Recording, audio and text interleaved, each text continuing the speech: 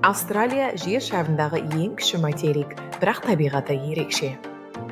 Ол оңтүстік жарты шарда тынық және үнді мұхиттарының ортасында орналасқан. Мұнда кенгуру, коала, эму, утканы сияқты тек Австралияда ғана кезетін жануарлар бар. Австралия материгінің орталығы көбіне шөл және шөлейтті аймақтардан тұрады. Елдің астанасы Канберра, ал ең ірі қалалар Сидней мен Мельбурн.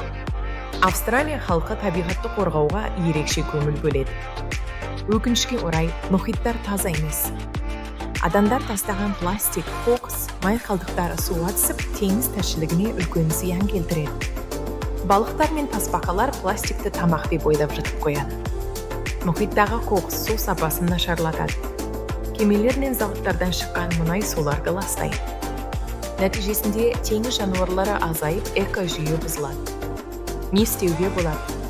Қоқысты суға тастамау, бір рет қолданылатын пластиктен бас тарту, қайта өңдеуге болатын заттарды пайдалану, табиғатты қорғау туралы достарыңа айту. Қорытынды, Немо мен Дори секілді теңіз достарымыздың өмірі таза мұхитқа байланысты. Егер біз табиғатты қорғасақ, мұхиттар да ондағы тіршілікте аман қалады.